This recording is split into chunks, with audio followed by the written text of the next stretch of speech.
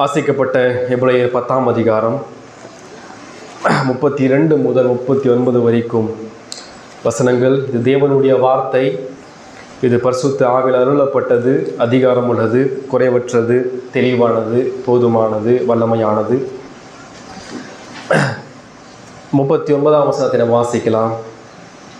நாமோ கெட்டுப்போக பின்வாங்குகிறவர்களாய் இராமல் ஆத்துமை ஈடேற விசுவாசிக்கிறவர்களாக இருக்கிறோம். நாம் ஜெபித்து தேவனுடைய வார்த்தையை சிந்திக்கலாம். கிருபையுள்ள தேவனே, இந்த நேரத்தில் நாங்கள் உங்களுடைய வார்த்தையை கேட்பதற்கு வந்திருக்கிறோம். தேவனுடைய ஆழங்களை அறிந்திருக்கிற பரிசுத்த ஆவியானவரை கொண்டு கர்த்தர் பேசும்படியாக ஜெபிக்கிறோம். எங்களுக்கு மனம் திரும்புவதை தாரும். கிறிஸ்துவுடைய மகிமையை பார்க்க கர்த்தர் உதவி செய்யும். மனம் திரும்புதலோடு, மகிழ்ச்சியோடு, ஆறுதலோடு கிறிஸ்துவோடு கூட நாங்கள் வீட்டிற்கு திரும்பி செல்ல கர்த்தர் எங்கள் இடைபடும்படியாக பேசும்படியாக ஜெபிக்கிறோம். இயேசுவின் மூலமாக வேண்டுகிறோம் பிதாவே, ஆமென். எபிரேய நிருபத்தை நாம் தொடர்ச்சியாக நாம் சிந்தித்து வருகிறோம். எபிரேய நிருபமானது அது ஆவியானவர் எழுதி கொடுத்திருக்கிற நிருபம். 1ஆம் நூற்றாண்டிலே வாழ்ந்த யூத விசுவாசிகளுக்கு, யூத எபிரேய திருச்சபைகளுக்கு எழுதப்பட்ட நிருபம். இதனுடைய ஆசிரியர் யார் என்று தெரியவில்லை. ஆனால் தெய்வீக ஆசிரியராகிய பரிசுத்த ஆவியானவரே இந்த நிருபத்தை அவர் எழுதியிருக்கிறார். சென்ற வாரத்தில் நாம் பார்க்கும் பொழுது 26 முதல் 31 வரைக்கும் நாம் பார்த்தோம். விசுவாச துரோகிகளுடைய ஆபத்தான நிலை. போன வாரத்தில் நம்ம பார்க்கும் பொழுது என்ன பார்த்தோம்னு சொன்னால், சத்தியத்தை அறிகிற அறிவடைந்த பின்பு மனப்பூர்வமாய் பாவம் செய்கிற சபையில் வாழ்ந்து கொண்டிருக்கிற ஒரு அவிசுவாசியினுடைய ஆபத்தான நிலை என்ன என்பதை போன வாரத்தில் நாம் சிந்தித்தோம். இந்த எபிரேய நிருபமானது 5 எச்சரிப்புகளை நமக்கு கூறுகிறது. 5 மிக கடுமையான எச்சரிப்புகளை தேவன் நிருபத்தில் நமக்கு கூறுகிறார். இந்த எச்சரிப்புகள் வெறுமனே 1ஆம் நூற்றாண்டில் வாழ்ந்த எபிரேய சபைகளுக்கு மட்டுமல்ல, 21ஆம் நூற்றாண்டிலே வாழ்ந்து கொண்டிருக்கிற நமது திருச்சபைக்குமானது. முதலாம் எச்சரிப்பு எங்கு இருக்கிறது என்றால் 2ஆம் அதிகாரம் 4ஆம் வசனம். 2ஆம் அதிகாரம் 4ஆம் வசனத்தை வாசிக்கும் பொழுது அங்கு முதலாவது எச்சரிப்பை தேவன் கொடுக்கிறார். 3ஆம் அதிகாரம் 7 முதல் 19 வரைக்கும் அங்கு மீண்டும் 2வது முறையாக எச்சரிக்கிறார். 6ஆம் அதிகாரம் 1 முதல் 8 வரைக்கும் 3ஆம் முறையாக எச்சரிக்கிறார்.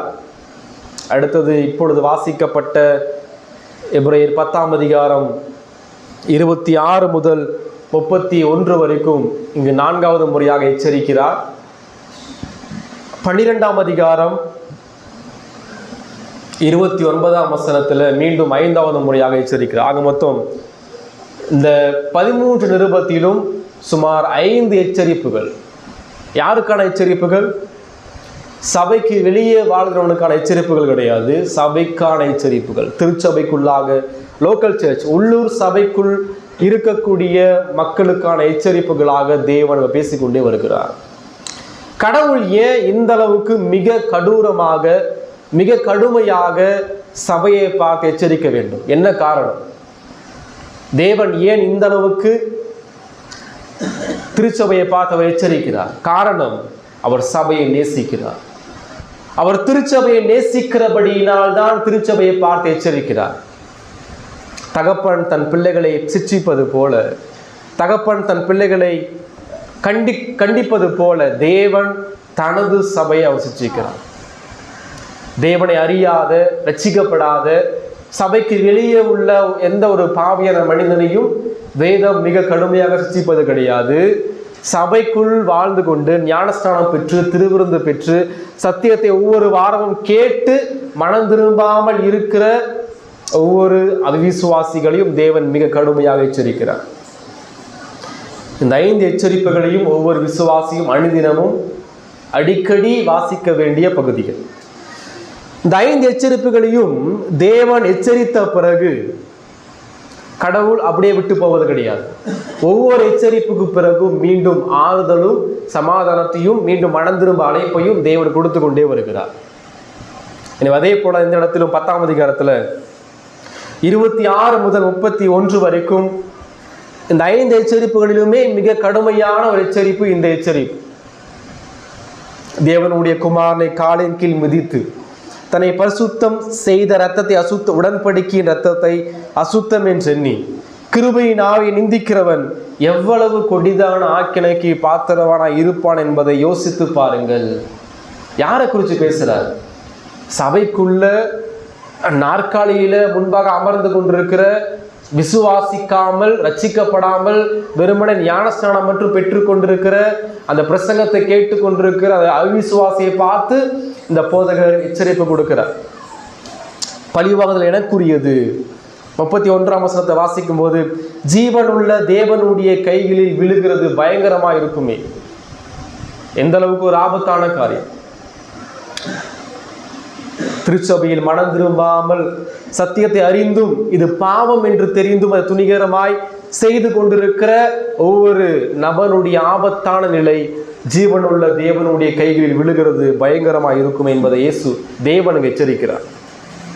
இந்த எச்சரிப்பை கொடுத்த பிறகு மீண்டும் என்ன செய்யறாருன்னு சொன்னா, மனம் திரும்புவதற்கு அழைப்பு கொடுக்கிறார். மீண்டும் தனது சிறப்பான கிருபையின் மூலமாய் பொதுவான அழைப்பின் மூலமாய் மனம் திரும்புவதற்கு திருச்சபையை அவர் மீண்டும் அழைப்பு கொடுக்கிறார். இந்த 32 முதல் 39 வரைக்கும் வாசிக்கும் பொழுது இங்க சொல்லப்படுகிற காரியம் 39ஆம் வசனம், நாமோ கெட்டு போக பின்வாங்குகிறவர்களாய் இராமல். நாமோ என்றால் விசுவாசிகளை குறிக்கிறது, ரட்சிக்கப்பட்ட விசுவாசிகளை குறிக்கிறது.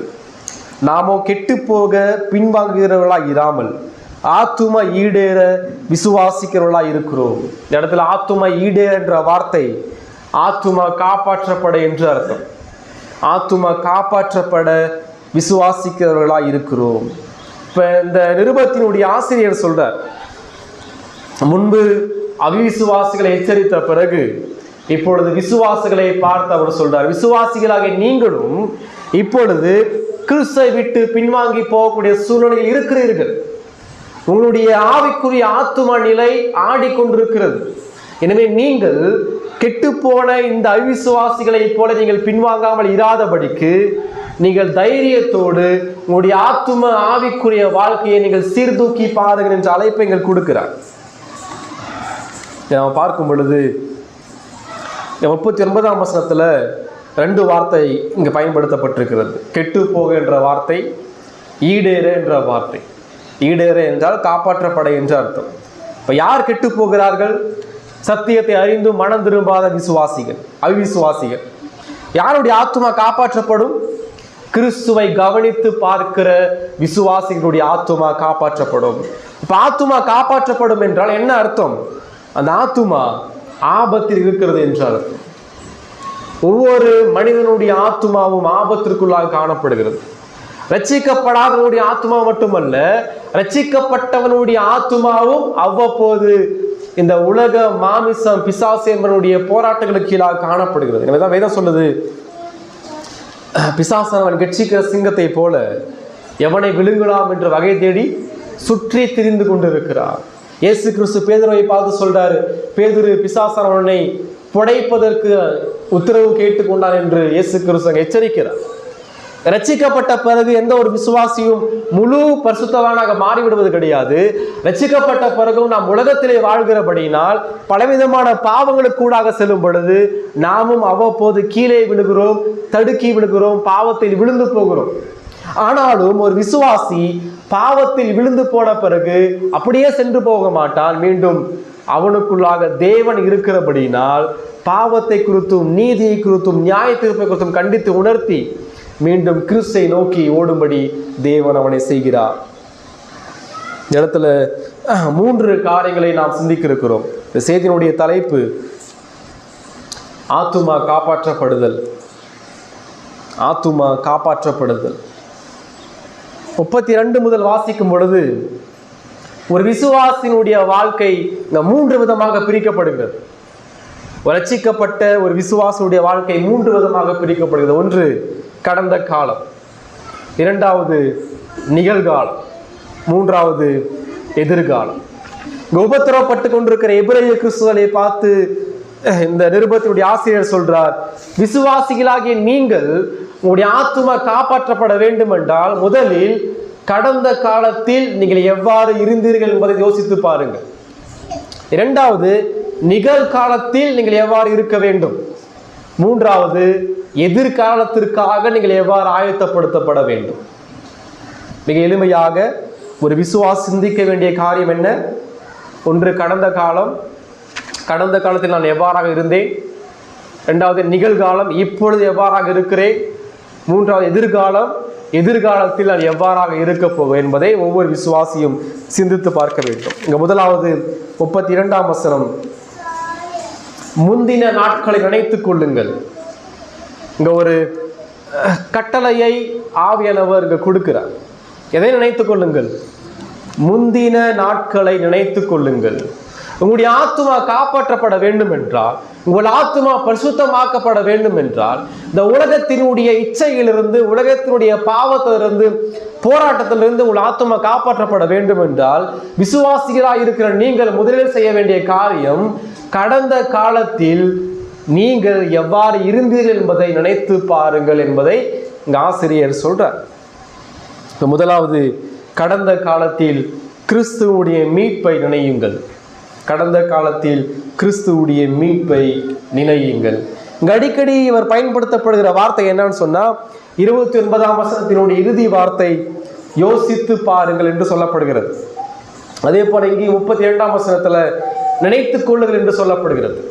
அது யோசித்து பாருங்கள் என்ற வார்த்தைக்கும் நினைத்துக் கொள்ளுங்கள் என்ற வார்த்தையையும் இந்த தேவன் ஏன் சொல்லுகிறார்? இப்ப யோசித்து பாருங்கள் என்றால் நாம் என்ன செஞ்சிட்டோம்? அதை மறந்து விட்டோம் என்று அர்த்தம். நினைத்துக் கொள்ளுங்கள் என்றால் நாம் அதை மறந்து விட்டோம் என்று அர்த்தம். எனவேதான் தேவன் சொல்றார், நீங்கள் யோசித்து பாருங்கள், நினைத்து பாருங்கள். 29ஆம் வசனத்திலே தேவனுடைய கோபம் எந்த அளவுக்கு கொடுமையானது என்பதை யோசித்து பாருங்கள். 32ஆம் வசனத்திலே தேவனுடைய கிருபை எந்த அளவுக்கு மேன்மையானது என்பதை நினைத்துக் கொள்ளுங்கள் என்று சொல்லப்படுகிறது. இப்ப ஏன் நினைத்துக் கொள்ள வேண்டும்? 31ஆம் வசனம், ஜீவனுள்ள தேவனுடைய கைகளில் விழுகிறது பயங்கரமா இருக்குமே. ஒரு அவிசுவாசியுடைய நிலைமை இந்த அளவுக்கு ஆபத்தா இருக்கிறபடினால், விசுவாசிகளாக நீங்கள் ஜாக்கிரதையோடு, எச்சரிப்போடு உங்களுடைய பழைய வாழ்க்கையை திரும்பி பாருங்க. உங்க பழைய வாழ்க்கையிலே கிறிஸ்துவின் மூலமாக செய்யப்பட்ட கிருபைகள் அது எந்த அளவுக்கு வெளியேறப்பட்டது என்பதை நினைத்துக் கொள்ளுங்கள் என்பதை இந்த தேவன் சொல்லுகிறார். இல்லையா? இங்க முந்தின நாட்களில் எவ்வாறாக இருந்தோம் இங்க சொல்றாரு, முந்தின நாட்களை நினைத்துக் கொள்ளுங்கள்.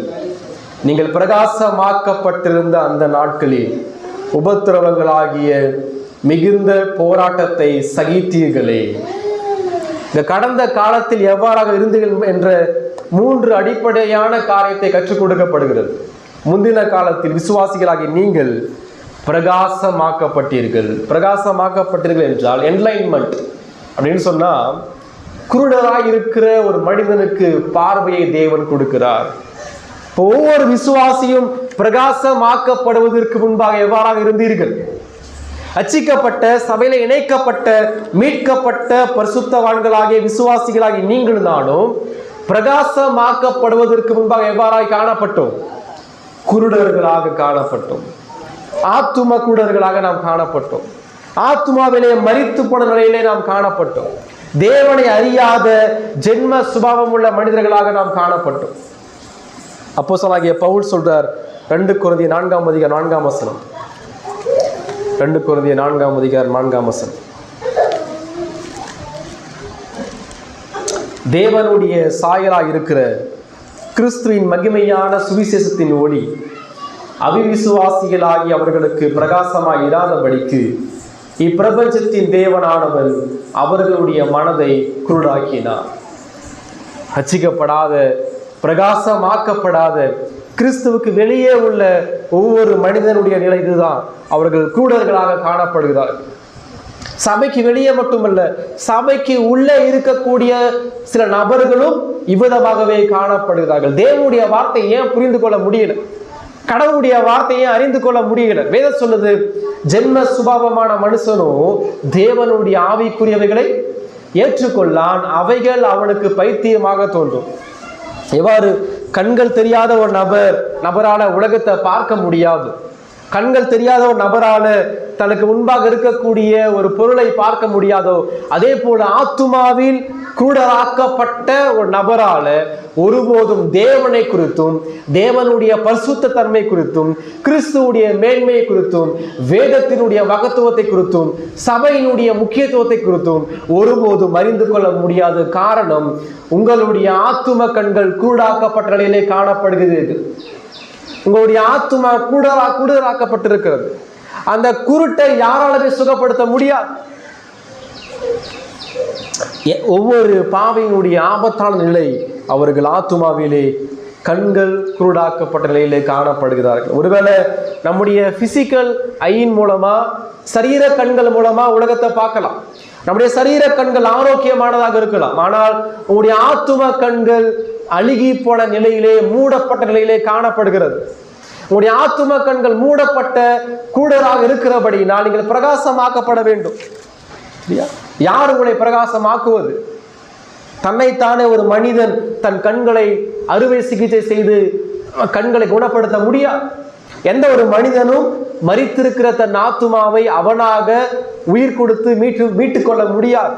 எந்த ஒரு பாவியும் பாவத்திற்கு அடிமையா இருக்கிற அவன் தன்னைத்தானே விடுதலையாக்கி கொள்ள முடியாது. எனவே குருடராய் இருக்கிற ஒரு மனிதனுடைய கண்கள் திறக்கப்பட வேண்டும் என்றால், ஆத்துமாவில் மரித்திருக்கிற ஒரு மனிதனுடைய உயிர்ப்பிக்கப்பட வேண்டும் என்றால், பாவத்திற்கு அடிமையாய் இருக்கிற ஒரு மனிதன் விடுதலையாக்கப்பட வேண்டும் என்றால், தேவன் முதலாவது அவனுக்குள்ளாக செயல்பட வேண்டும். ரட்சிப்பு என்பது கடவுளாக மட்டுமே கொடுக்கிறார். ரட்சிப்பில் மனிதனுடைய எந்த விதமான பங்குமே கிடையாது. தேவன் தனது வார்த்தையின் மூலமாய் அவனுக்குள்ளாக தன் ஜீவனை கொடுத்து அவருடைய கண்களை அவர் திறக்கிறார். சரியா? இவதான் சொல்றாரு, முந்தின காலத்துல நீங்கள் பிரகாசமாக்கப்பட்டீர்கள். முந்தின காலத்தில் நீங்கள் குருடராய் இருந்தீர்கள். உங்கள் கண்களை யார் திறந்தது? உங்கள் கண்களை தேவன் திறந்தார். நீங்கள் ரட்சிக்கப்பட்டீர்கள், நீங்கள் மீட்டு கொள்ளப்பட்டீர்கள், நீங்கள் மறுபடியும் பிறந்த நபர்கள். அதை நினைத்துக் கொள்ளுங்கள். பிரகாசமாக்கப்பட்டீர்கள் என்றால் யார் நம்மை பிரகாசமாக்கியது? 2 கொரிந்தியர் 4ஆம் அதிகாரம் 2 கொரிந்தியர் 4ஆம் அதிகாரம் 6ஆம் வசனம். இருளில் இருந்து வெளிச்சத்தை பிரகாசிக்க சொன்ன தேவன் இயேசு கிறிஸ்துவின் முகத்தில் உள்ள தமது மகிமையின் அறிவாகிய ஒளியை தோன்ற பண்ணும் பொருட்டாக எங்கள் இருதயங்களிலே பிரகாசித்தார். தேவன் சொல்றார், நீங்கள் கூடுதலாக காணப்பட்டீர்கள். உங்களுக்குள்ளாக யார் வெளிச்சத்தை கொடுத்ததுன்னு சொன்னா, படைப்பிலேயே இருளிலிருந்து வெளிச்சத்தை உண்டாக்கின தேவன். அதே தேவன் தனது வல்லமையின் மூலமாய் இருள் அடைந்த உங்கள் இருதயத்தை அவர் பிரகாசமாக்கினார். எதன் மூலமாய் பிரகாசமாக்கினார்? தனது பிரசங்கத்தின் மூலமாய், தனது வார்த்தையின் மூலமாய் அவர் பிரகாசம் பண்ணினார். நமது கண்களை அவர் திறந்திருக்கிறார். எனவே நீங்கள் விசுவாசிகளாகி நீங்கள் உங்கள் ஆத்துமா காப்பாற்றப்பட வேண்டும் என்றால், முந்தின காலத்தில், கடந்த காலத்தில் நீங்கள் பிரகாசமாக்கப்பட்டதை நினைத்துக் கொள்ளுங்கள். கிருபையாய் தேவன் உங்கள் கண்களை திறந்தார். கிருபையாய் தேவன் உங்கள் ஆத்துமாவை உயிர்ப்பித்தார். அதை நினைத்துக் கொள்ளுங்கள். சங்கீதம் 19:7 சொல்லுகிறது, கர்த்தருடைய வேதம் குறைவற்றதும் ஆத்துமாவை உயிர்ப்பிக்கிறதுமாக இருக்கிறது. எபிரேயர் 4:12 சொல்லுகிறது, தேவனுடைய வார்த்தையானது ஜீவனும் வல்லமையும் உள்ளதாயும் இருபுறமும் கருக்குள்ள எந்த பட்டயத்திலும் கருக்கானதாயும் ஆத்துமாவையும் ஆவியையும் கணுக்களையும் ஊனையும் பிரிக்கத்தக்கதாக உருவ குத்துகிறதாயும் இருதயத்தின் நினைவுகளையும் யோசனைகளையும் வகையறுக்கிறதாயும் இருக்கிறது. ஆவியானவர் குருடராக்கப்பட்ட ஒரு மனிதனுடைய கண்களை எதன் மூலமாய் திறக்கிறார்? தனது வார்த்தையின் மூலமாய். மரித்திருக்கிற ஆத்துமாவை எதன் மூலமாய் உயிர்ப்பிக்கிறார்? தனது ஜீவனுள்ள வல்லமையான வார்த்தையின் மூலமாய் உயிர்ப்பிக்கிறார். மீண்டும் சொல்றாரு, முந்தின நாட்களை நினைத்துக் கொள்ளுங்கள். நீங்கள் பிரகாசமாக்கப்பட்டது அந்த நாட்களில் உபத்திரவங்களாகிய மிகுந்த போராட்டத்தை சகித்தீர்களே. இங்க அடுத்து சொல்றாரு, நீங்கள் பிரகாசமாக்கப்பட்டீர்கள். அடுத்தது, நீங்கள் உபத்திரவத்தை சகித்தீர்கள். உங்களுக்கு உண்டான பாடுகளையும் கிறிஸ்துவின் மூலமாய் உண்டான நிந்தனைகளையும் உபத்திரவத்தை நீங்கள் சகித்துக் கொண்டீர்கள். அதை நினைத்துக் கொள்ளுங்கள். ஏன்னு சொன்னா, கிறிஸ்தவ வாழ்க்கை என்பது அது உபத்திரவங்கள் நிறைந்த ஒரு வாழ்க்கை. இயேசு கிறிஸ்து சொல்றாரு, உலகத்தில் உங்களுக்கு உபத்திரவம் உண்டு, ஆனாலும் திடன் கொள்ளுங்கள், நான் உலகத்தை ஜெயித்தேன் என்று சொல்லப்படுகிறது. இந்த கிறிஸ்துவ வாழ்க்கை என்பது பலவிதமான பாடுகள், நிந்தனைகள், வியாதிகள், போராட்டங்கள் வழியாக செல்லக்கூடிய வாழ்க்கை. இந்த வாழ்க்கையின் ஊடாக செல்கிற ஒவ்வொரு விசுவாசிக்கும் தேவன் சொல்லுகிற காரியம், தேவன் உங்களோடு கூட இருக்கிறார். எல்லா சூழ்நிலையிலும் நீங்கள் வேதத்திற்கு நேராக வர வேண்டும். நீங்கள் கிறிஸ்துவை கவனித்து பார்க்க வேண்டும். இந்த நிருபத்தினுடைய சாராம்சம் என்னன்னு சொன்னா, உபத்திரவத்தின் ஊடாக சென்று கொண்டிருக்கிற, பாடுகள் மத்தியிலே வாழ்ந்து கொண்டிருக்கிற ஒவ்வொரு விசுவாசியும் யாரை கவனித்து பார்க்க வேண்டும்? இயேசு கிறிஸ்துவை அவர்கள் கவனித்து பார்க்க வேண்டும். இங்க அடுத்து சொல்றாரு, நிந்தைகளாலும் உபத்திரவங்களாலும் நீங்கள் வேடிக்கையாக்கப்பட்டதும் அல்லாமல் அப்படி நடத்தப்பட்டவர்களுக்கு பங்காளிகளும் ஆனீர்கள். 34ஆம் வசனம், நான் கட்டப்பட்டிருக்கையில் நீங்கள் என்னை குறித்து பரிதபித்ததும் அன்றி பரலோகத்தில் அதிக மேன்மையும் நிலையுள்ளதுமான சுதந்திரம் உங்களுக்கு உண்டென்று அறிந்து உங்கள் ஆஸ்திகளையும் சந்தோஷமாய் கொள்ளையிட்டு கொடுத்தீர்கள். கடந்த காலத்தில் ஒரு விசுவாசி பிரகாசமாக்கப்பட்டிருக்கிறான், உபத்திரத்தை சகித்து கொண்டிருக்கிறான். அடுத்தது சந்தோஷத்தோடு தங்கள் ஆஸ்திகளையும் கொள்ளையிட கொடுத்தார்கள். 1ஆம் நூற்றாண்டிலே வாழக்கூடிய எபிரேய திருச்சபைக்கான அநேக உபத்திரவங்கள் காணப்பட்டது. அரசாங்கம் என்ன செய்ததுன்னு சொன்னா, அரசாங்கம் கிறிஸ்துவை ஆராதிக்கிற ஒவ்வொருவனுக்கும் அரசாங்கத்தினுடைய சலுகைகள் தடை செய்யப்பட்டது. அவர்களுக்கு இருந்த அனைத்து விதமான நிலங்களும், வீடுகளும், சொத்துக்களும், பொருட்களும் அரசாங்கம் பறிமுதல் செய்தது. காரணம் என்ன? எந்த ஒரு நபரும் இயேசுவை வணங்கக்கூடாது, ரோம அரசனை மட்டும்தான் வணங்கணும். எந்த ஒரு நபரும் இயேசுவை ஆண்டவன் சொல்லக்கூடாது. அப்படி சொன்னீங்கன்னு சொன்னா உங்களுக்குள்ளான அனைத்து பொருட்களும், சொத்துக்களும் பறிமுதல் செய்யப்படும் என்ற கட்டளை அன்று காணப்பட்டது. ஒருவேளை அது போன்ற கட்டளை இன்றைக்கு இருக்கும் என்றால் எத்தனை நபர்கள், இங்க இருக்கிற நபர்கள் கிறிஸ்துவுக்காக வைராக்கியமாக இருப்பீர்கள்? இந்த நபர்களை போல இவர்கள் சந்தோஷமாய் கொடுத்தார் என்று சொல்லப்படுகிறது. அந்த அரசாங்கமும் எதிரிகளும் இவர்கள் சொத்துக்களையும் பொருட்களையும் பறிமுதல் செய்யும் பொழுது இவர்கள் சந்தோஷத்தோடு அதை கொடுத்தார்கள். காரணம் என்ன? அந்த சந்தோஷம் எங்கிருந்து உண்டானது? சொல்லப்படுது, பரலோகத்தில் அதிக மேன்மையும் நிலையுள்ளதுமான சுதந்திரம் உங்களுக்கு உண்டென்று அறிந்து. எவ்வாறு இந்த விசுவாசிகளால் சந்தோஷமாய் தங்கள் பொருட்களை கொடுக்க முடிந்தது? காரணம், இந்த உலகத்தின் பொருட்களை விட பரலோகத்தில் அதிக நிலையான சுதந்திரம் நமக்கு இருக்கிறது என்பதை இந்த விசுவாசிகள் அறிந்திருந்தார்கள். பரலோகத்தில் உள்ள பொக்கிஷத்தை காட்டிலும் இந்த உலகத்தினுடைய பொக்கிஷம் அது பெரிதல் என்பதை உணர்ந்தார்கள். எனவே இயேசு கிறிஸ்து சொல்றாரு, உங்களுக்கான பொக்கிஷத்தை நீங்கள் எங்கு சேர்த்து வையுங்கள்? பரலோகத்தில் சேர்த்து வையுங்கள். ஏன்னு சொன்னா, பூமியிலே உங்கள் பொக்கிஷங்கள் திருடப்படும், பூச்சிகள் அரிக்கப்படும். ஆனால் உங்களது பொக்கிஷமாகிய உங்கள் ஆத்துமாவையும் ரட்சிப்பையும் நீங்கள் பரலோகத்திலே சேர்த்து வைக்கும் பொழுது அது மிக பாதுகாப்பானதாக இருக்கும் என்று சொல்லப்படுகிறது. இந்த சந்தோஷம் எங்கிருந்து வந்தது? இந்த மக்களிடமிருந்த சந்தோஷம் எங்கிருந்து வந்தது? யோசித்து பாருங்க, நிலைமையை யோசித்து பாருங்க. 1ஆம் நூற்றாண்டுல ஒரு பக்கம் யூதர்கள் உபத்திரப்படுத்துறாங்க, இன்னொரு பக்கம் ரோமர்கள் உபத்திரப்படுத்துறாங்க. மரணம், கிறிஸ்துவை ஆராதிக்கிற ஒவ்வொரு கிறிஸ்தவனும் விலங்குகளுக்கு இரையாக கொடுக்கப்பட்டார்கள், மிக கொடுமையாக சித்திரவதை செய்யப்பட்டார்கள். வீடுகள் இல்லை, வாளால் அறுப்புண்டார்கள், உயிரோடு கொலை செய்யப்பட்டார்கள், உயிரோடு எரிக்கப்பட்டார்கள். இந்த நிலையிலும் கூட, இந்த நேரத்திலும் கூட இந்த விசுவாசிகள் தைரியமாக கிறிஸ்துவுக்காக சபையோடு இணைந்து வைராக்கியமாக நின்றார்கள். தங்கள் ஜீவனை கூட அவர்கள் பொருட்படுத்தவில்லை, தன்னுடைய ஆஸ்திகளை பொருட்படுத்தவில்லை. காரணம் என்ன? ஒருவேளை எங்கள் ஜீவன் சென்றாலும் அந்த ஜீவன் எங்குதான் செல்லும்? கிறிஸ்துவோடு நித்தியமான வாழ்க்கையிலே செல்லும். ஒருவேளை நாங்கள் எங்களுக்கு இருக்கிற எல்லா சொத்துக்களையும் அரசாங்கம் பறிமுதல் செய்தாலும் எங்களுக்கான சொத்து அது பரலோகத்தில் இருக்கிறது என்பதை இந்த விசுவாசிகள் அறிந்திருந்தார்கள். இந்த நிலையிலும் கூட இந்த விசுவாசிகள் எவ்வாறு சந்தோஷமாய் இருக்க நேர்ந்தது? இவர்களுக்கான சந்தோஷம் எங்கிருந்து வந்தது? இந்த சந்தோஷம் பணத்தின் மூலமாக பெற்றுக்கொள்ளவில்லை, இந்த சந்தோஷம் உலகத்தினுடைய பொருட்கள் மூலமாக இவர்கள் பெற்றுக்கொள்ளவில்லை. காரணம், இவர்களிடம் எந்த பொருளுமே இப்போ கிடையாது, எந்த பணமுமே கிடையாது, எந்த ஆசையும் இல்லை, எந்த அந்தஸ்துமே கிடையாது. உயிர் போகக்கூடிய சூழ்நிலையில் காணப்படுகிறார்கள். அந்த நேரத்திலும் இவர்கள் எவ்வாறு சந்தோஷமாய் இருக்கிறார்கள்.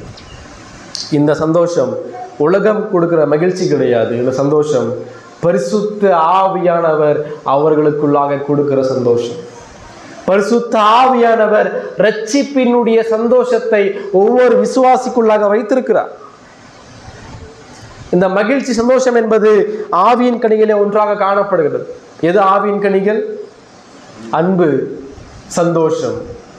சந்தோஷம் என்பது அது ஆவியானுடைய கனி. எனக்குள்ளாக அவர் இருக்கும் பொழுது, எனக்குள்ளாக ஆவியானவர் இருக்கும் பொழுது எந்த நேரத்திலும் என்னை மகிழ்ச்சியோடு வைத்துக் கொள்கிறார். வியாதியின் மத்தியிலும், சோதனைகள் மத்தியிலும், உபத்திரவத்தின் மத்தியிலும், பாடுகள் மத்தியிலும் எனக்கான மகிழ்ச்சி அவர் கொடுக்கிறார். காரணம் என்ன? ஆவியானவர் எனக்குள்ளாக இருக்கிறார். சங்கீதம் 51:12. சங்கீதம் 51:12 சொல்கிறது, உமது இரட்சிப்பின் சந்தோஷத்தை திரும்பவும் எனக்கு தந்து. உலகத்தின் சந்தோஷத்திற்கும் இரட்சிப்பினுடைய சந்தோஷத்திற்கும் அநேக வித்தியாசங்கள் உண்டு. இந்த உலகத்தினுடைய மகிழ்ச்சி சில நேரம் மட்டும்தான். இந்த உலகத்தினுடைய மகிழ்ச்சி கொஞ்ச நேரம் மட்டும்தான். அது தற்காலிகமானது. இந்த உலகம் கொடுக்கிற இன்பம் அது தற்காலிகமானது.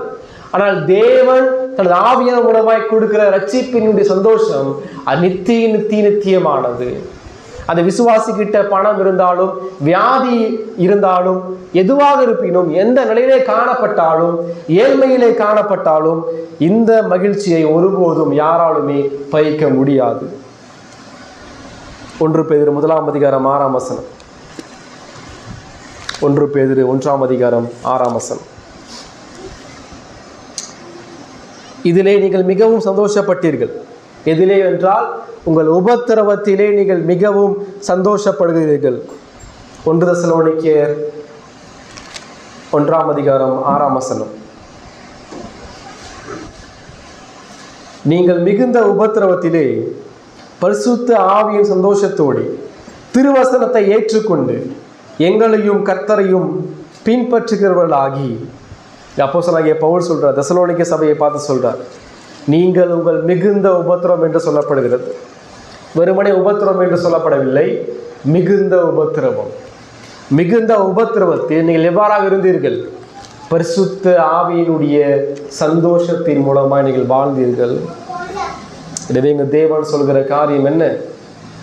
ஒரு விசுவாசனுடைய ஆத்துமா காப்பாற்றப்பட வேண்டும் என்றால் முதலில் கடந்த காலத்தில் நீங்கள் கிறிஸ்துவுடைய மீட்பை நினைத்துக் கொள்ளுங்கள். கடந்த காலத்தில் நீங்கள் கூடுதலாக காணப்பட்டீர்கள், நீங்கள் பிரகாசமாக்கப்பட்டீர்கள். கடந்த காலத்தில் நீங்கள் நிந்தனைகளை உபத்திரவத்தை சகித்தீர்கள். கடந்த காலத்தில் நீங்கள் சந்தோஷத்தோடு வாழ்ந்தீர்கள். இப்பொழுது அந்த பிரகாசமும் அந்த சகிப்புத்தன்மையும் அந்த சந்தோஷமும் எங்கு சென்றது? ஆதியிலே கொண்டிருந்த அன்பு இப்பொழுது எங்கு சென்றது? நீங்கள் பல நாட்களுக்கு முன்பாக உங்களுக்குள்ளாக இருந்த அந்த வைராக்கியம், அந்த வாஞ்சை, அந்த உற்சாகம், சபையோடு குடும்பத்தோடு கிறிஸ்துவோடு இருந்த அந்த வைராக்கியம் எங்கு சென்று விட்டது? இப்பொழுது நீங்கள் கிறிஸ்துவை கவனிக்க மறந்து விட்டீர்கள். அந்த வைராக்கியம், உற்சாகம் மீண்டும் உங்களுக்கு திரும்ப வர வேண்டும் என்றால் கிறிஸ்துவை நீங்கள் கவனித்து பாருங்கள். 2வது 35 முதல், ஆகையால் மிகுந்த பலனுக்கு ஏதுவான உங்கள் தைரியத்தை விட்டுவிடாதிருங்கள். நீங்கள் தேவனுடைய சித்தத்தின்படி செய்து வாக்குத்தத்தம் பண்ணப்பட்டதை பெறும்படிக்கு பொறுமை உங்களுக்கு வேண்டியதாக இருக்கிறது. இங்கே முதல்ல சொல்றாரு, நீங்கள் கெட்டு போகாமல் உங்கள் ஆத்துமா காப்பாற்றப்பட வேண்டும் என்றால் முதலில் கடந்த காலத்தில் கிறிஸ்துவுடைய மீட்பை நினைத்துக் கொள்ளுங்கள். 2வது இங்கே சொல்றார், நிகழ்காலத்தில் கிறிஸ்துவில் தைரியம் கொள்ளுங்கள். நிகழ்காலத்தில் கிறிஸ்துவில் தைரியம் கொள்ளுங்கள். ஆகையால் மிகுந்த பலனுக்கேதுவான உங்கள் தைரியத்தை விட்டு விடாதிருங்கள். இந்த விட்டு விடாதிருங்கள் என்ற வார்த்தை மூல பாஷையிலே தூக்கி எறியாதிருங்கள் என்ற அர்த்தம். கிறிஸ்துவுக்குள் நீங்கள் கொண்டிருக்கிற உங்கள் தைரியத்தை உங்கள் உபத்திரவங்களுக்காக தூக்கி எறியாதிருங்கள். அதை உறுதியாய் பிடித்துக் கொள்ளுங்கள். தேவன் உங்களுக்கு ஒரு தைரியத்தை கொடுத்திருக்கிறார். எந்த தைரியம்? அது உலகம் கொடுக்கிற தைரியம் கிடையாது. தேவன் படைத்த கடவுள், மிகப்பெரிய தேவன், திரியேக தேவன் ஒவ்வொரு விசுவாசிக்குமான தைரியத்தை கொடுத்திருக்கிறார். அந்த தைரியம் எங்கிருந்து வருகிறது? இந்த நிருபத்தில் தைரியம் என்ற வார்த்தை சுமார் 4 இடத்திலே பயன்படுத்தப்பட்டிருக்கிறது. 4 இடத்திலுமே பயன்படுத்தப்பட்டிருக்கிற தைரியமானது மிக முக்கியமான இறையியல் சத்தியத்தை நமக்கு கற்றுக் கொடுக்கிறது. முதலாவதாக 3ஆம் அதிகாரம் 6ஆம் வசனம்.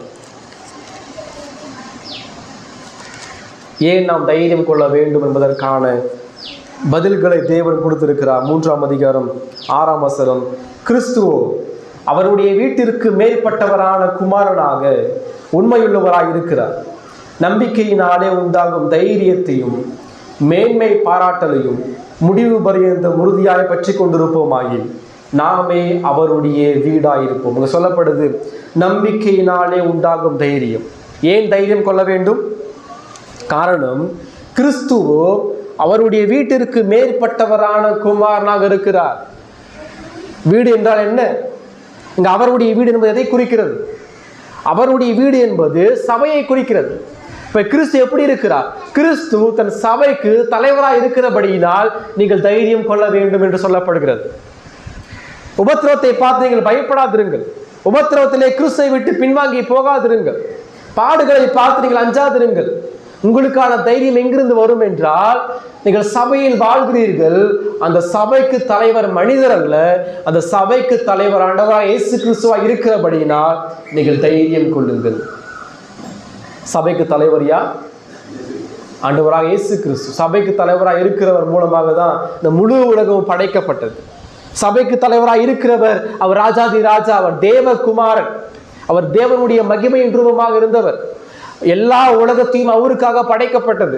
அவர் சர்வத்தையும் தனது வல்லமையுள்ள வசனத்தினாலே தாங்கி கொண்டிருக்கிறார். எல்லா படைப்புகளும் அவருக்குள் நிலை நின்று கொண்டிருக்கிறது.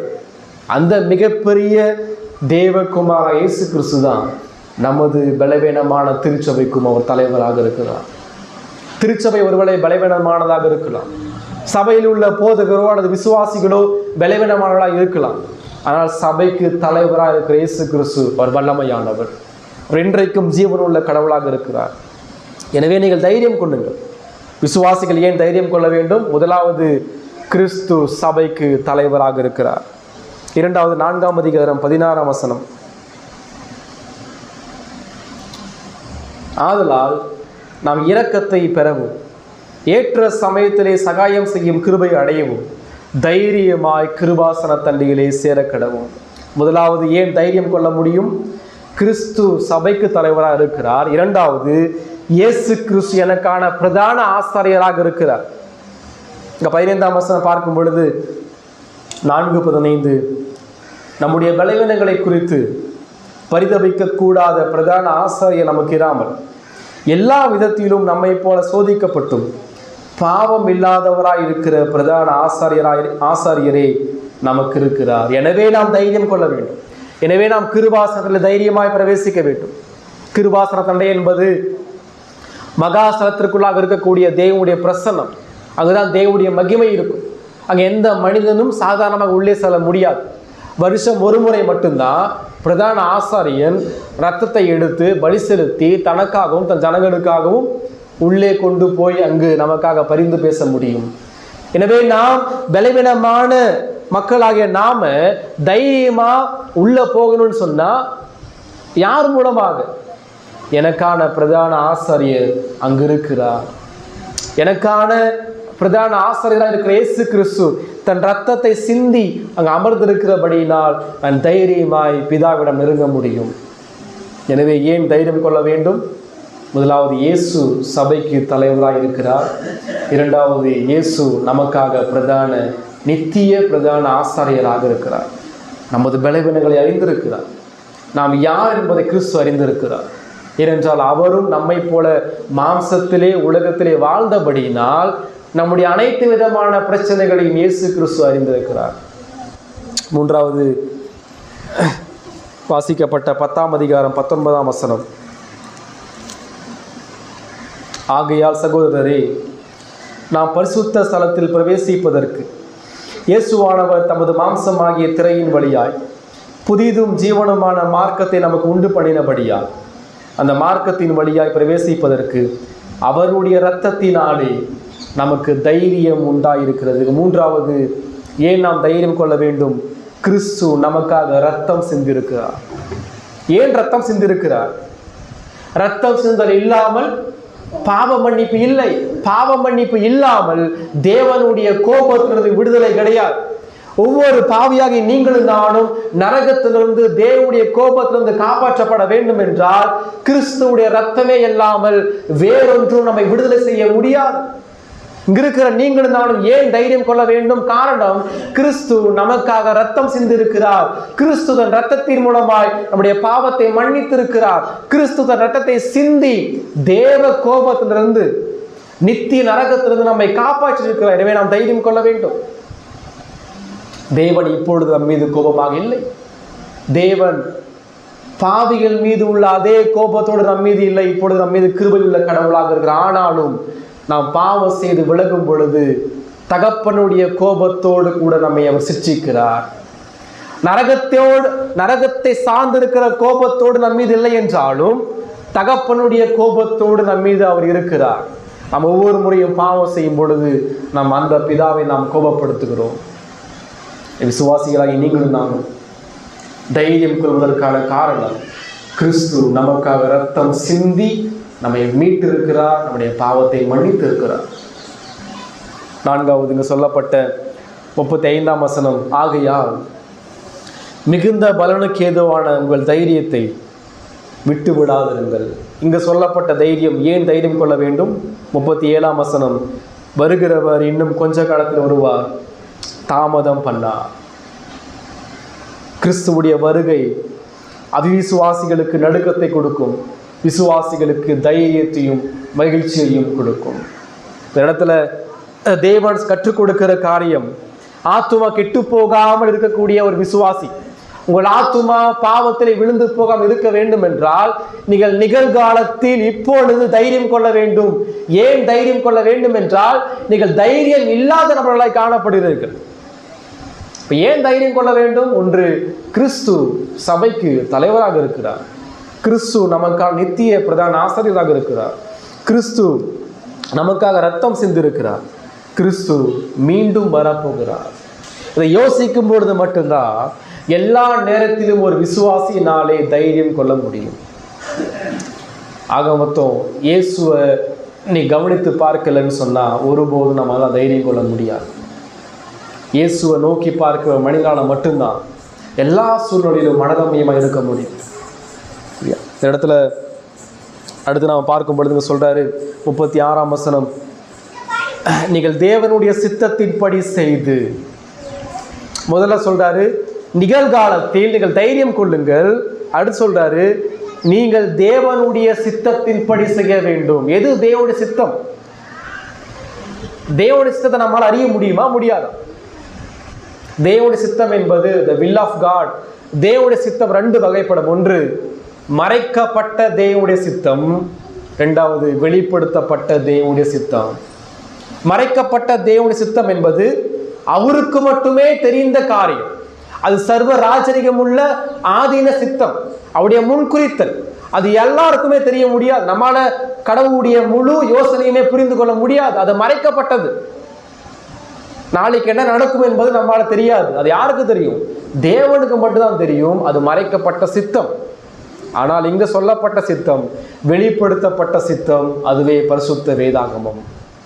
தேவன் விசுவாசிகளாகிய நாம் எவ்வாறு வாழ வேண்டும் என்ற தனது சித்தத்தை வேதாகமத்தில் வெளிப்படுத்தியிருக்கிறார். எனவே நீங்களும் நானும் தேவனுடைய சித்தம் எது என்பதை அறிந்து கொள்ள வேண்டும் என்றால், தேவனுடைய சித்தத்தை புரிந்து கொள்ள வேண்டும் என்றால், தேவனுடைய சித்தத்தை தெரிந்து கொள்ள வேண்டும் என்றால் வேதத்தை திறந்து வாசிக்க வேண்டும்.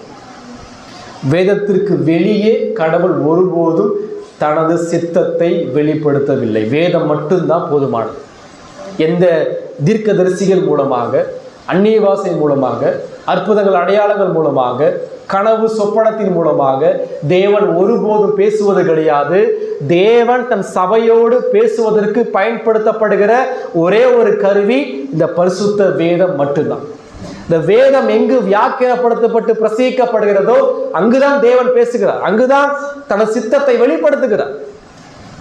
இன்றைக்கு அநேக சபைகளிலே தீர்க்கதரிசிகள் என்ற கூட்டம் பெருகி போய்விட்டது. அவை அனைத்துமே வேதத்திற்கு புறம்பான காரியம். நமக்கான ஒரே ஒரு தீர்க்க தரிசன புஸ்தகம் வேதம் மட்டும்தான். தேவன் வேதத்திற்கு வெளியே எந்த தனி மனிதனோடு கூட பேசுவது கிடையாது. கடவுள் உங்களோடு பேச வேண்டும் என்றால், கடவுளுடைய சத்தத்தை நீங்கள் கேட்க வேண்டும் என்றால் வேதத்தை திறந்து வாசியுங்கள். அதுதான் தேவனுடைய சத்தம். சரியா? இங்க சொல்லப்பட்ட சித்தம் என்பது அது பரிசுத்த வேதாகமத்தை குறிக்கிறது. எது தேவனுடைய சித்தம்? 1 தெசலோனிக்கேயர் 4 அதிகாரம், 1 தெசலோனிக்கேயர் 4 அதிகாரம் 3 வசனம். நீங்கள் பரிசுத்தம் உள்ளவர்களாக வேண்டும் என்பதே தேவனுடைய சித்தமாய் இருக்கிறது. இப்ப தேவனுடைய பிரதானமான சித்தம் எதுவென்றால், நீங்கள் பரிசுத்தம் உள்ளவர்களாக இருக்க வேண்டும். நீங்கள் பாவத்தை வெறுக்க வேண்டும், பாவத்தோடு கூட போராட வேண்டும், உங்கள் சரீரத்தை பரிசுத்தமாய் பாதுகாத்துக் கொள்ள வேண்டும். எனவே விசுவாசிகளாகி நீங்கள் நிகழ்காலத்தில் தைரியம் கொள்ளுங்கள், அதே போல பரிசுத்தமாய் வாழுங்கள், பரிசுத்தமாய் உங்கள் ஆத்துமாவை காத்துக் கொள்ளுங்கள். அடுத்து சொல்றாரு 36 வசனம், நீங்கள் தேவனுடைய சித்தத்தின்படி செய்து வாக்குத்தத்தம் பண்ணப்பட்டதை பெறும்படிக்கு பொறுமை உங்களுக்கு வேண்டியதாக இருக்கிறது. கவனிக்கிறீங்களா? நிகழ்காலத்தில் என்ன செய்ய வேண்டும்? நிகழ்காலத்தில் ஒரு விசுவாசி தைரியம் கொள்ள வேண்டும், தேவனுடைய சித்தத்தின்படி நடக்க வேண்டும். 3வது சொல்றாரு, பொறுமை உங்களுக்கு வேண்டியதாக இருக்கிறது. பொறுமை உங்களுக்கு அவசியம். ஏன் பொறுமை அவசியம்? பொறுமை என்பது ஒவ்வொரு விசுவாசியும் தேவன் எதிர்பார்க்கிற காரியம். லூக்கா 21 அதிகாரம் 19 வசனம். லூக்கா 21:19.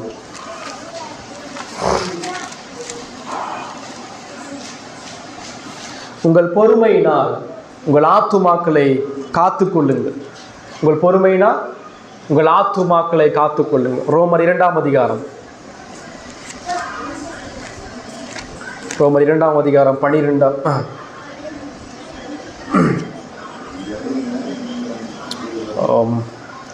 ரோமர் 12 அதிகாரம், ரோமர் 12 அதிகாரம் 12 வசனம்.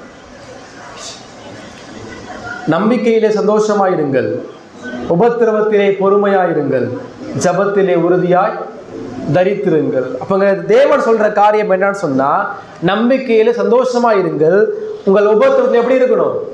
உபத்திரவத்திலே பொறுமையாயிருங்கள், ஜபத்திலே தரித்திருங்கள். ஏன் பொறுமையாக இருக்கிறோம்னு சொன்னா, தேவன் ஆளுகை செய்கிறார். தேவனுடைய ஆதீன சித்தத்தை, மறைக்கப்பட்ட சித்தத்தை நீங்கள் அறிந்து கொள்ள முடியாதபடியினால் உபத்திரவத்தை நீங்கள் பொறுமையோடு தேவனுடைய பாதத்தில் அமர்ந்தீர்கள் என்று சொல்லப்படுகிறது. சரியா? ஏன் பொறுமை அவசியம் சொல்றாரு? வாக்குத்தத்தம் பண்ணப்பட்டதை நீங்கள் பெறும்படிக்கு. எது அந்த வாக்குத்தத்தம் பண்ணப்பட்டது? நித்திய ஜீவன். அந்த நித்திய ஜீவனாகிய பரலோக ராஜ்யத்தை நீங்கள் பெறும்படிக்கு நீங்கள் பொறுமையோடு நீங்கள் காத்தீர்கள் என்ற கட்டளையை எங்கள் தேவன் சொல்லுகிறார். சரியா? முதலாவது பார்த்தோம், ஒரு விசுவாசி தன் ஆத்துமாவை காப்பாற்றிக் கொள்ள வேண்டும் என்றால் கடந்த காலத்தில் கிறிஸ்துவுடைய மீட்பை நினைத்து கொள்ள வேண்டும், நிகழ்காலத்தில் கிறிஸ்துவில் தைரியம் கொள்ள வேண்டும். 3வது இங்கே பார்க்கும் பொழுது எதிர்காலத்தில் கிறிஸ்துவுக்காக காத்திருக்க வேண்டும். எதிர்காலத்தில் கிறிஸ்துவுக்காக காத்திருக்க வேண்டும். 37 வசனம், வருகிறவர் இன்னும் கொஞ்ச காலத்தில் வருவார், தாமதம் பண்ணார். தொடர்ச்சியாக இந்த நிருபத்தில் பரிசுத்த ஆவியானவர் கிறிஸ்துவுடைய 2ஆம் வருகை குறித்து பேசிக்கொண்டே வருகிறார். ஏன் கிறிஸ்துவுடைய 2ஆம் வருகை ஒவ்வொரு விசுவாசிக்கும் அவசியமானது? உபத்திரவத்தின் மத்தியிலே வாழ்ந்து கொண்டிருக்கிற ஒரு விசுவாசிக்கு கிறிஸ்துவுடைய 2ஆம் வருகை ஏன் அவசியமானது? காரணம், அந்த 2ஆம் வருகையில் தான் விசுவாசிக்கான எல்லா உபத்திரவங்களும் அங்கு நீக்கப்படுகிறது. அந்த 2ஆம் வருகையில் தான் விசுவாசி முழுமையாக விடுதலையாக்கப்பட்டு நித்திய ஜீவனிலே மறுரூபமாக்கப்பட்ட சரீரத்தோடு எந்த கண்ணீரும் இல்லாமல், வியாதியும் இல்லாமல், பாவம் இல்லாமல் பரிசுத்தத்தோடு கிறிஸ்துவோடு வாழப்போகிறார்கள். இங்க சொல்லப்பட்ட 37 வசனம் எதை குறிக்கிறது என்றால், பழைய ஏற்பாட்டிலே ஏசாயா 26 அதிகாரம் மற்றும் ஆபகுக் 2ஆம் அதிகாரத்திலிருந்து இந்த வார்த்தைகளை மேற்கோள் காட்டப்படுகிறது. இந்த சொல்லப்பட்ட காரியம் இன்னும் கொஞ்ச காலத்தில் வருவார் என்றால் என்ன அர்த்தம்? கொஞ்ச காலம் என்றால் சீக்கிரத்திலே கிறிஸ்து வரப்போகிறார் என்று அர்த்தம். இயேசு கிறிஸ்து பரம் பெறும்போது என்ன சொல்லிட்டு போனார்? நான் எப்படி மேலே போறேனோ அதே போல மீண்டும் வரப்போகிறேன். இன்றைக்கு அநேக கிறிஸ்தவர்கள் இயேசு மீண்டும் வருகிறார் என்பதை மறந்து விட்டார்கள், அதை விசுவாசிப்பது கிடையாது. இயேசு மீண்டும் வரப்போகிறார் என்பதை அநேக கிறிஸ்தவர்கள் விசுவாசிப்பது கிடையாது. எவ்வாறு கிறிஸ்துவுடைய முதலாம் வருகையை முழு பழைய ஏற்பாடும் விளக்கியதோ, எவ்வாறு முழு பழைய ஏற்பாடும் கிறிஸ்து பிறக்க போகிறார் என்பதை முன்னறிவிப்பாக சொல்லியது போல நிறைவேறியதோ, அதே போல கிறிஸ்து மீண்டும் இரண்டாம் வருகையிலே வரப்போகிறார். வேதம் தெளிவாக சொல்கிறது. கிறிஸ்து பிறப்பதற்கு முன்பாக பல ஆயிரம் ஆண்டுகளுக்கு முன்பாக முன்னறிவிக்கப்பட்ட எல்லா காரியமும் கிறிஸ்துவுடைய பிறப்பில் நிறைவேறியது போல இப்பொழுது கிறிஸ்து மீண்டும் வருகிறார் என்பதை முன்னறிவிக்கிற வசனங்களும் நிறைவேறப் போகிறது. அது எப்பொழுது என்று யாருக்குமே தெரியாது. கிறிஸ்துவுடைய வருகை எப்பொழுது என்று யாருக்கும் தெரியாது. ஆனால் நாம் நினையாத நேரத்தில் மனுஷகுமாரனுடைய வருகை மிக சமீபமானதாக ஒன்றாக இருக்கும். அந்த வருகையில் அவர் முழு மகிமையோடு வரப்போகிறார். இந்த உலகத்தில் உள்ள எல்லா கண்களும் அவரை காணப்போகிறது. எல்லா நபர்களும் ஆதாம் முதல் கடைசி மனுஷன் வரைக்கும் எல்லா நபர்களும் அவருக்கு முன்பாக நிற்க போகிறார்கள். நியாய தீர்ப்பு ஆரம்பமாக போகிறது. 38ஆம் வசனம், விசுவாசத்தினாலே நீதிமான் பிழைப்பான், பின்வாங்கி போவானானால் அவன் மேலே ஆத்துமா பிரியமாயிரார். யார் பின்வாங்கி போவார்கள்?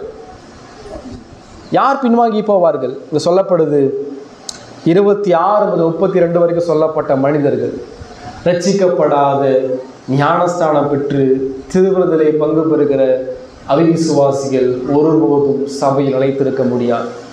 ஒரு நாள் அவர்கள் விலகி போவார்கள். தேவன் தெளிவா சொல்றார். ஆனால் யார் பிழைக்க முடியும்? நீதிமான் பிழைக்க முடியும்.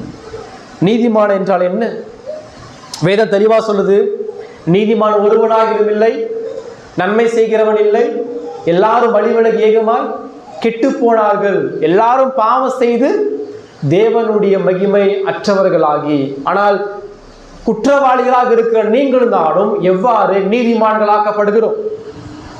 நீதிமான்கள் ஆக்கப்படுது என்பது ரட்சிப்பில் தேவன் நிகழ்த்துகிற ஒரு காரியம்.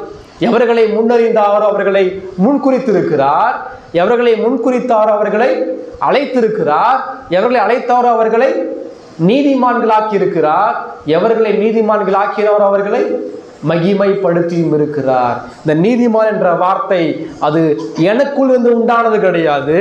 நான் குற்றவாளிகளாக நாம் காணப்பட்டோம், நாம் நிர்வாணிகளாக காணப்பட்டோம், நாம் கடனாளிகளாக காணப்பட்டோம். பின்பு எவ்வாறு நாம் நீதிமான்கள் ஆக்கப்பட்டோம்?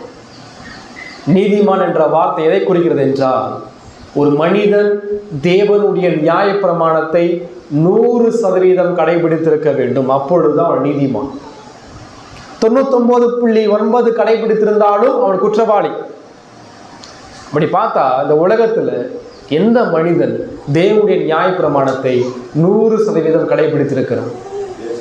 ஒருவருமே கிடையாது. நாம் எல்லாரும் பாவம் செய்து குற்றவாளிகள். எனவே நாம் தேவனுக்கு முன்பாக நீதிமானாக்கப்பட வேண்டும் என்றால் நான் என்ன செஞ்சிருக்கணும்? தேவனுடைய நியாய பிரமாணத்தை முழுமையா கடைபிடிச்சிருக்கணும். ஆனா நான் கடைபிடிக்கல. எனவேதான் இயேசு கிறிஸ்து உலகத்திற்கு வந்தார். 33 ஆண்டு காலம் ஆண்டார். அவர் என்ன செய்தார்? நான் கடைபிடிக்க தவறின தேவனுடைய நியாய பிரமாணத்தை கிறிஸ்து முழுமையாக 100% கடைபிடித்தார். அவர் கடைபிடித்து சம்பாதித்த அந்த நீதியை தான் சிலுவையில் என் மீது செலுத்தினார். எனது குற்றத்தை அவர் எடுத்துக்கொண்டார். நம்ம எவ்வாறு நீதிமான்களாக்கப்பட்டிருக்கிறோம்? கிறிஸ்துவின் சிலுவை மரணத்தின் மூலமாய் 33 ஆண்டு காலம் அவர் சம்பாதித்து அந்த நீதியை நம்மீது செலுத்தினார். நம்மீது இருந்த குற்றத்தை அவர் எடுத்துக்கொண்டு சிலுவையிலே தேவ கோபத்தையும் பாவத்தையும் நிவர்த்தியாக்கினார். எனவே நீதிமான் என்ற வார்த்தை குறிக்கிறது. ரட்சிக்கப்பட்ட ஒவ்வொரு விசுவாசிகளும் நீதிமான்களாக்கப்பட்டிருக்கிறார்கள். நம்மீது இருந்த நீதி அது நம்முடைய சுயத்தை சார்ந்த நீதி அல்ல. நம் மீது இருக்கிற நீதி அது கிறிஸ்துவனுடைய நீதி. அவரே தேவனால் நமக்கு ஞானமும் நீதியும் பரிசுத்தமும் மீட்புமாய் இருக்கிறார். அவருடைய இரத்தத்தினாலே நம்மை நீதிமான்கள் ஆக்கி இருக்கிறார். எனவே நாம் ஒருபோதும் நரகத்திற்கு குற்றவாளிகளாக செல்ல முடியாது. சொல்றாரு, விசுவாசத்தினாலே நீதிமான் பிழைப்பான். பிழைப்பான் என்றால் என்ன அர்த்தம்?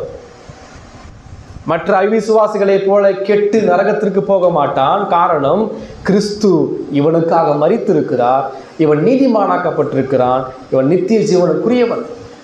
ஒருவேளை நீங்கள் பின்வாங்கி போவீர்கள் என்றால் நீங்கள் நீதிமான்கள் அல்ல, நீங்கள் ரட்சிக்கப்பட்ட நபர்களாக இருக்க முடியாது.